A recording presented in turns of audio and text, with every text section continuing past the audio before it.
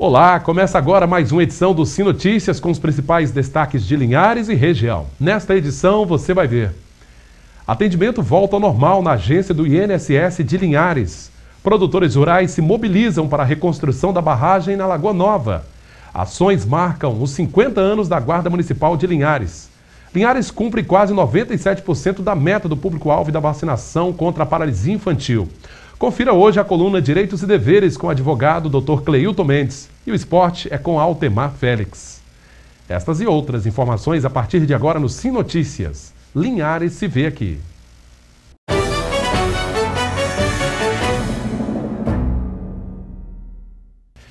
Servidores do Instituto Nacional do Seguro Social, INSS, devem definir nesta sexta-feira a continuidade ou não da greve deflagrada há mais de 2 meses em todo o país. Oficialmente, no Espírito Santo, a paralisação continua, mas em Linhares, o atendimento está praticamente normalizado desde a última terça-feira. Após esperar vários dias para resolver uma pendência no carnê de contribuição, seu Antônio, enfim, vai poder ser atendido. É porque estava em greve, né? E a gente vinha aqui umas 10 vezes aí para regularizar um problema que tem aí no carnê. E aí a gente tem que esperar, né? Para regularizar agora. Agora tem que... Peguei a senha agora, estou esperando aí. Tem bastante gente à minha frente aí. Aí tem que esperar, né? Aqui na agência do INSS de Linhares, o setor administrativo voltou a funcionar normalmente nessa última terça-feira, dia 15 de setembro. Somente o setor médico está funcionando com 30% de sua capacidade. Um alívio para a dona Genesilda. Ela aguardava o momento para dar entrada no pedido de aposentadoria do seu tio. Vai conseguir dar vazão, né, esse número de atendimentos que está precisando, que igual o meu tio, por exemplo, ele está lutando por essa aposentadoria há muitos anos, entendeu? E ele já está com 76 anos, entendeu? Inclusive, agendamos, até tentamos, até em Vitória já, para ver se adiantava, porque vimos que estava em greve, nós chegamos até a agendar em Vitória. Apesar do atendimento ao público já estar normalizado em Linhares, a greve dos servidores do INSS continua em todo o estado do Espírito Santo. A paralisação começou no dia 15 de julho e já dura 63 dias. As negociações com o governo federal ainda não foram concretizadas. Por isso, a categoria vai promover na próxima sexta-feira, dia 18 de setembro, em Vitória, uma Assembleia Geral para definir os rumos do movimento grevista. A categoria reivindica, entre outras coisas, reajuste salarial de 27,3%, melhoria das condições de trabalho e realização de concurso público. Pois é, realmente a greve dos servidores do INSS causou muitos transtornos. Que bom que eles estão voltando ao trabalho, né? A categoria reivindica 27% no reajuste salarial, além da abertura de concurso público. A Guarda Municipal de Linhares está com uma série de atividades nesta semana em comemoração aos 50 anos de existência. É o Jubileu de Ouro. No próximo sábado, dia 19, acontece a Caminhada Azul Marinho. A concentração será na praça 22 de agosto, a partir das 7 horas da manhã. Bom, e por falar nisso, a deputada estadual Eliana Dadalto, do PTC, protocolou uma emenda parlamentar que pede a destinação de R$80 mil para a Guarda Municipal de Linhares. O encontro para oficializar o pedido à Secretaria de Segurança Pública aconteceu durante esta semana em Vitória. Bom, chegou a hora da nossa coluna Direitos e Deveres com o nosso colunista, o advogado Dr. Cleilton Mendes.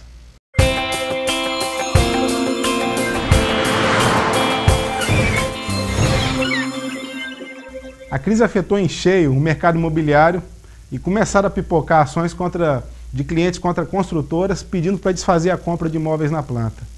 Um levantamento recente do Tribunal de Justiça demonstra que houve um aumento de mais de 60% nesse tipo de ação, e a principal dúvida que surge é: quais vão ser os meus direitos se eu rescindir o contrato com a construtora e quanto eu vou ter de direito de pegar de volta? Olha só, o entendimento majoritário dos tribunais do país inteiro é de que o comprador ele tem o direito de reaver de 85% a 90% do valor que já foi pago. É isso mesmo. O problema é que ao tentar rescindir o contrato, as construtoras alegam multas contratuais, taxa de administração, atualização monetária, dizendo que vão ter que reter 20%, 30%, 40% do valor que foi pago. Tem casos que, se bobear, a construtora diz que você ainda está devendo. Gente, ainda que isso esteja escrito no contrato, a construtora te cobrar multa de 20%, 30%, taxa, seja lá o que for, no caso de rescisão, essas cláusulas elas podem ser declaradas abusivas numa ação judicial. Eu volto a dizer, os tribunais têm decidido que o valor máximo de retenção pelas construtoras está entre 10% a 15%. Ou seja, tem que ser devolvido entre 85% a 90% dos valores que você já pagou. Qualquer coisa fora disso pode ser caracterizado como o que a gente chama de onerosidade excessiva. É claro que as construtoras não vão deixar esse direito claro para o cliente e também vão tentar dificultar ao máximo essa devolução, e o caminho muitas vezes realmente acaba sendo o de você procurar um processo para reaver esses valores. O comprador também tem que estar ciente de que é melhor que essa negociação pelo distrato ou por essa ação judicial ela ocorra antes dele ficar inadimplente com a construtora, porque senão a situação pode se inverter. Ou seja, se você ficar inadimplente com a construtora e não entrar com a ação judicial antes, é a construtora que acaba ingressando com a ação de cobrança, podendo cobrar multas, juros, correções e honorários. Aí sim fica sendo devido. Costuma acontecer, então, da construtora ficar postergando a negociação para ir ganhando tempo ou acabar deixando o cobrador inadimplente para reverter a situação. É importante fazer isso tudo sob a orientação de um advogado de confiança. Outra informação é que esse distrato ou desistência ocorra preferencialmente antes da quitação do imóvel ou do início do financiamento daquele saldo devedor junto ao banco. Você que está ouvindo pode dizer, nossa, mas geralmente as ações judiciais são muito demoradas, eu preciso de algo mais rápido, porque senão eu não vou conseguir pagar por muito tempo. Só que mesmo que uma ação judicial leve tempo, em muitos casos o juiz autoriza a suspensão do pagamento antes da finalização do processo. E aí dá uma folga e tranquilidade para o comprador no meio dessa crise, desse arroxo.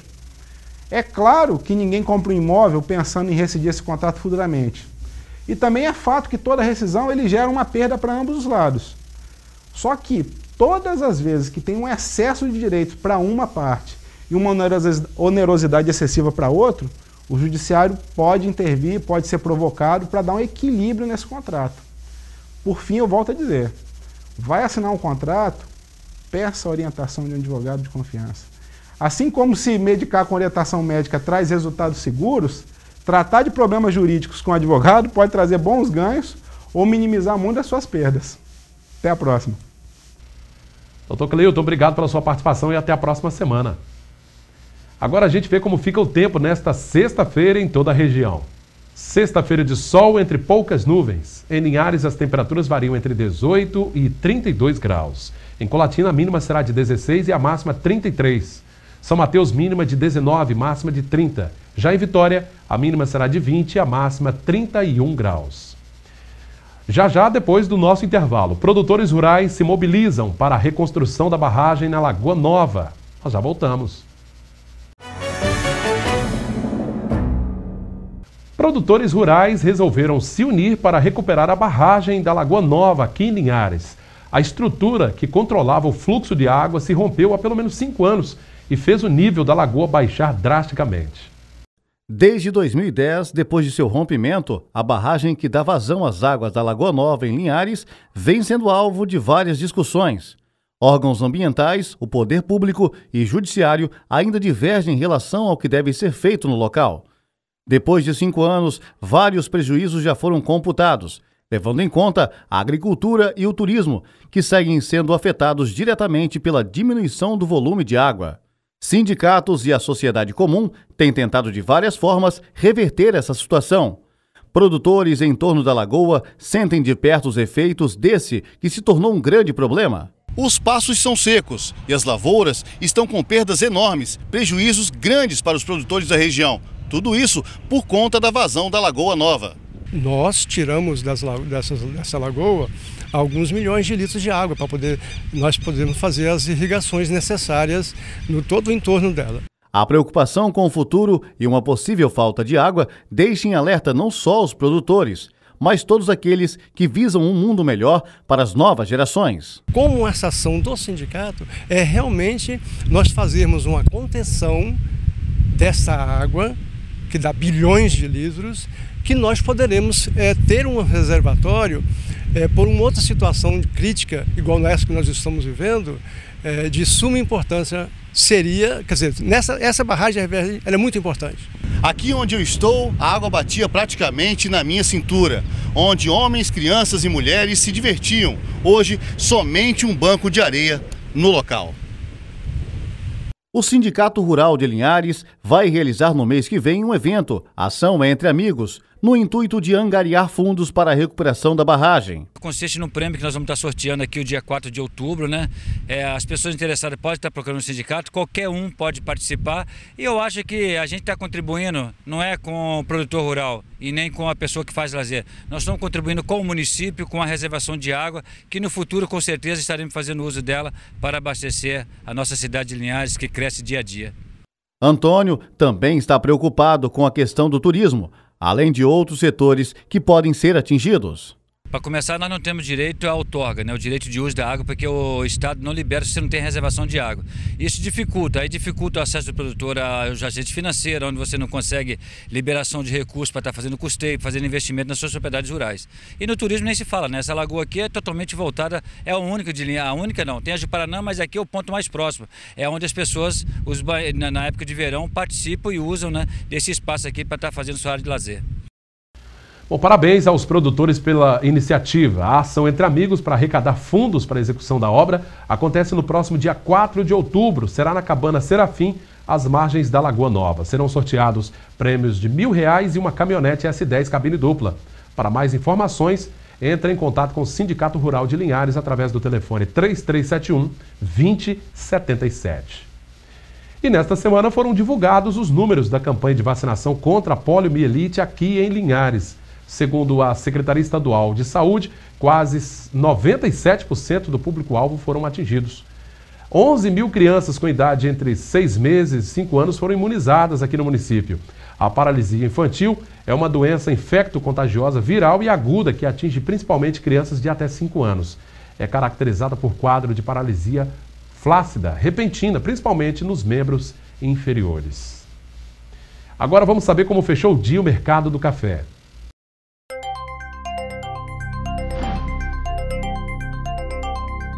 Arábica tipo 6, R$ 434 a saca. Arábica 7, R$ 332.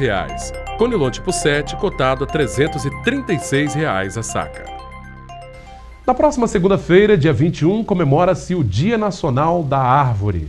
Para comemorar a data e para lembrar esse dia tão importante, durante toda esta semana, diversas ações foram realizadas por equipes da Reserva Biológica de Soretama em algumas escolas do município. A gente vê aí imagens, de estudantes fazendo plantio de algumas espécies. A ação foi na comunidade de Juerana. Eles fizeram um plantio de várias árvores. A Reserva Biológica de Soretama, junto com a Reserva Natural Vale, compõe a maior faixa de Mata Atlântica preservada da região. A floresta é bastante visitada por pesquisadores e estudantes durante o ano inteiro. Parabéns aí o pessoal da Rebio Soretama pela bela iniciativa, Vamos preservar. E agora chegou a hora do nosso esporte. Este assunto é com Altemar Félix. Sim, Esportes. Oferecimento H&E Esportes e Mecânica do Trevo. Esporte amador em destaque. Aqui vamos falar sobre o Campeonato de Veteranos de Soretama. Olha, tá pegando fogo aí o Campeonato de Veteranos, 35 anos lá de Soretama. Teve até reunião ontem à noite na Secretaria Municipal de Esportes do nosso município vizinho. E o subsecretário de Esportes, Edson Santiago, acaba de confirmar que não mudou nada. A Desportivo do Rodrigues queria dar uma modificada aí na situação, mas acabou aceitando punição à parte da comissão técnica e pelo menos 2 de seus jogadores. E vai fazer a semifinal neste final de semana agora contra Juerana A no campo da Juerana A. Esta é a única vantagem que se conquistou para esta fase da competição. Uma partida. Depois tem outra partida entre Itapé e Chumbado. Destas 2 partidas, neste final de semana, vão sair os finalistas da competição. Confira aí então os jogos para este final de semana em Soretama. Em Juerana A e Rodrigues, jogo previsto para as 3 da tarde. Na sede em Soretama, no mesmo horário, Itapé e Chumbado. A grande final está prevista ou para o dia 26 ou então para o dia 27 de setembro. E para encerrar, tem aqui uma promoção para incentivar você a participar da Caminhada do Coração e também da corrida, que vai acontecer neste final de semana no bairro Três Barras. Neste final de semana não, no início de outubro, no bairro Três Barras. Vamos conferir então? Tem aqui, está chegando agora, 20 inscrições para a caminhada 3 quilômetros e 10 inscrições para a corrida 7 quilômetros. Basta você mandar mensagem de texto ou WhatsApp para 99959-8170. Você pode participar também lá no programa Cultura nos Esportes da Rádio Cultura de Linhares. Aí vai receber um vale-brinde e depois correr, correr e correr. Quer um incentivo melhor do que esse? Nesse terceiro e último bloco do Sim Notícias, eu vou conversar com o deputado estadual Sérgio Majesco, do PSDB, que está em Linhares para uma palestra. Ele vem falar sobre os rumos da educação no Espírito Santo e a ética na política. Tudo bem, deputado? Tudo bem, graças a Deus. Mais uma vez aqui em Linhares, com dois temas importantes, né, oportunos, a ética na política e a educação. São dois temas que se cruzam, deputado? De alguma forma, sim. Né? Não existem situações ou fatos isolados. Então, existe, sim, uma ligação entre a ética, porque a ética também está relacionada ao compromisso, né? A se atender àquilo que foi prometido, a realmente cumprir, né, cada um seu papel para aquilo que foi eleito. Então, eu acho que essas coisas estão relacionadas, sim. E a educação, ela cumpre um papel fundamental na questão da ética, da moral, né, do cumprimento de deveres. Então, tem uma relação. Tem uma participação aí, né? Agora, num ambiente, né, num parlamento, né, são 30 deputados, eu imagino que o que não se pode perder é o foco, que é exatamente a população, né? Exatamente. Eu tenho dito e eu defendo que, assim, a gente diz que o Brasil tem uma infinidade de problemas, né? O tempo inteiro você diz, o problema do Brasil é que, ou o grande problema do Brasil é que não sei o quê.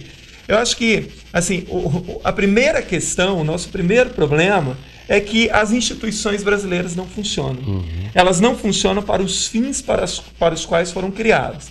Então, se o legislativo funcionasse exatamente para os fins para os quais foi criado, assim como o executivo, assim como o judiciário, assim como todos os outros órgãos ligados a esses poderes, então a maioria dos problemas não existiriam ou seriam muito menores do que são. Então nós começamos com o problema de que as instituições não funcionam. Então, por exemplo, muitas vezes no meio político, né, seja no executivo, seja no legislativo, os interesses estão voltados muito mais para questões partidárias, individuais, paroquianas até, do que realmente voltados para aquilo que a sociedade anseia. Para a coletividade, de modo geral. Bom, a gente nota nas transmissões da Assembleia, a Rede Sim aqui na região retransmite diariamente, a população acompanha, né? E a gente nota, deputado, a sua incisiva, às vezes, né, colocação nos seus discursos com relação à educação, até porque o senhor é professor já há 30 anos, né? É mestre em educação. E como é que o senhor está vendo essa questão da educação aqui no estado do Espírito Santo, a questão da escola viva, por exemplo? Olha, cada vez mais eu me convenço que a Escola Viva é um projeto marqueteiro e político. Um projeto vitrine, como chamamos. Por quê? Porque não interessa se esse projeto ele é bom ou ruim. O que interessa é em que ponto esse projeto responde aos gravíssimos problemas da educação capixaba. Em nenhum. Por quê? Porque esse projeto ele não pode ser implantado na maioria absoluta das escolas e dos municípios do estado. Quer dizer, de antemão ele já é um projeto excludente. A maioria dos alunos nunca vão poder frequentar uma escola assim. Então lá alugou-se ali aquele prédio da antiga FAESA com uma grande estrutura, mas o governo está jogando muito dinheiro ali. É claro que aquilo vai funcionar. Então se isso vai funcionar lá ou não, isso é secundário. A questão é como isso vai resolver, por exemplo, os dois polivalentes das escolas que eu conheço, os dois polivalentes aqui de Linhares, mais aquela escola que tem ali no bairro Bebedouro, que me falha a memória. tem problemas gravíssimos nessas escolas. Então, em que ponto o projeto Escola Viva resolve Poderia o problema? ser implantado também. Então, porque primeiro, na verdade, isso é uma questão que quem entende efetivamente a educação, quem vive a educação, conhece, os pesquisadores dizem isso o tempo inteiro.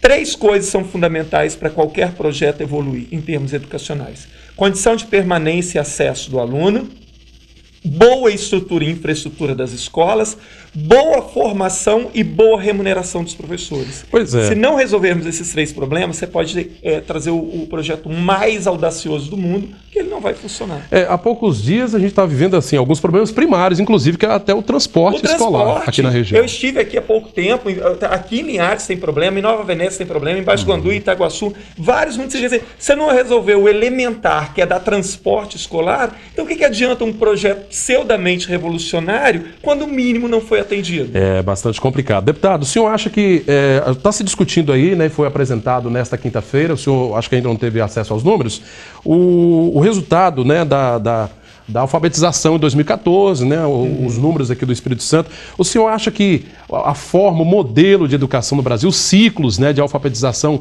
eles estão meio que ultrapassados já? Olha, aqui no Brasil, de tempos em tempos, se inventa um novo projeto, se inventa uma nova fórmula e os problemas básicos não são atendidos. Por exemplo, ontem o MEC lançou, né, um currículo, um projeto de currículo nacional. Tá, isso é um avanço e tal, etc. Nunca teve no Brasil para o ensino médio. Ótimo.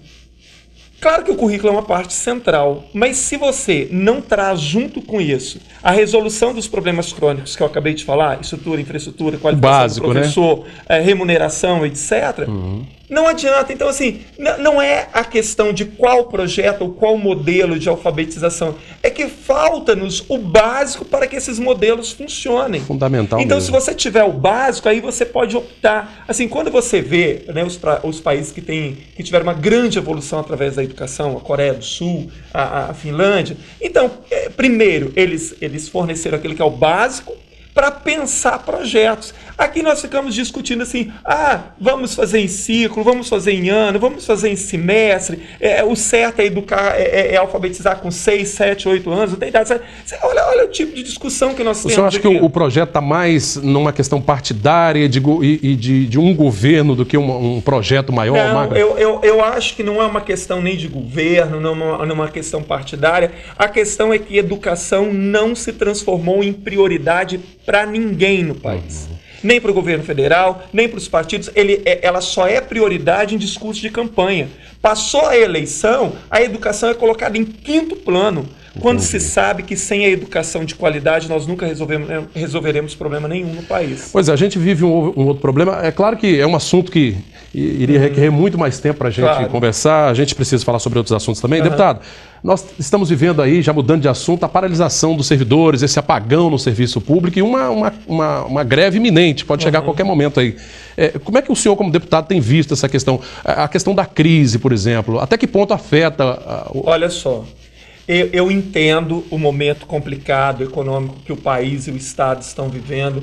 Agora, olha só, existe planejamento, né? Existe o orçamento, etc. Então, todo funcionário, seja ele público, todo trabalhador, ele tem que ter, no mínimo, a reposição da inflação.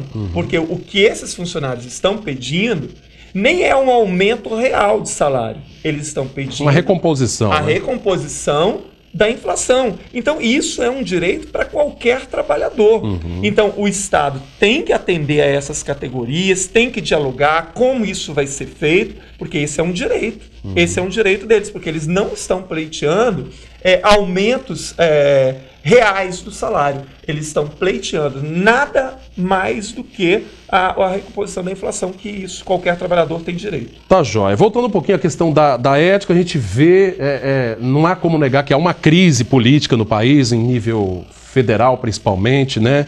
O senhor acha que isso também é uma crise ética, de modo geral, que nós estamos vivendo? Olha, isso que está acontecendo em nível de Brasil, e não só é por causa daquilo, né? Porque se a gente fosse atentar, talvez tenha um petrolão em todo município, em todo estado, em todo lugar, né? Eu acho que isso já extrapola uma crise ética e moral. Isso é mais, isso é aquilo que eu comecei a falar. Isso é o mau funcionamento das instituições, começando pelos próprios partidos. Já na raiz, ali, já na base. Na raiz. Então, por que isso acontece? Isso não foi inventado pelo PT, que tem grande culpa disso e tal, mas o PT não inventou a corrupção no Brasil. Agora, aprimorou muito, com certeza. Agora, o que eu vejo é que, se no Brasil nós pensássemos uma reforma política séria, seríssima, as leis fechassem as brechas que existem efetivamente, cada instituição funcionasse sem a intervenção política, isso do Supremo Tribunal Federal, passando pelo Ministério Público, Polícia Federal, etc., é óbvio que essas coisas acabariam não acontecendo, seriam reduzidas. Porque hoje, na verdade, ninguém tem medo de roubar no Brasil. Ninguém tem medo de fazer nada ilegal, porque no final isso termina em nada. Você vê a questão do Collor. Collor sofreu um processo de impeachment.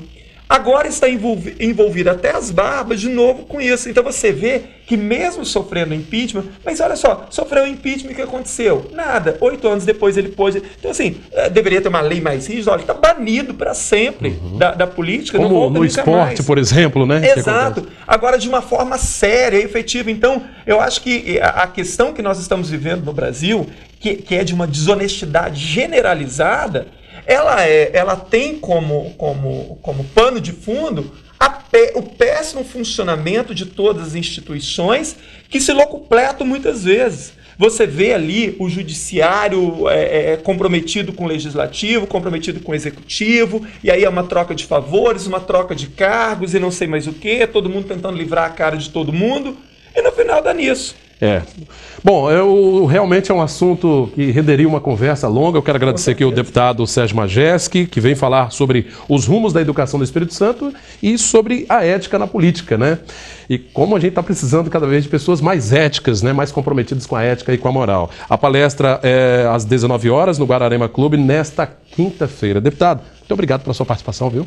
Eu que agradeço mais uma vez o convite de vocês e me sinto muito feliz de vir aqui a Linhares novamente, numa cidade maravilhosa, para falar de assuntos tão pertinentes. Muito obrigado. Obrigado mais uma vez. Gente, esta edição do Sim Notícias está terminando. Você, claro, pode nos ajudar a interagir conosco no nosso telejornal. E-mail para enviar sugestões de reportagem, pautalinhares@redesim.com. Acesse nossas entrevistas, inclusive o nosso bate-papo com o deputado Sérgio Majeski, nas redes sociais, facebook.com/tvC Linhares ou no nosso canal no YouTube. Nosso telefone de contato é o 3373-2000. Obrigado pela sua audiência. Até a próxima edição. Sim Notícias, Linhares se vê aqui.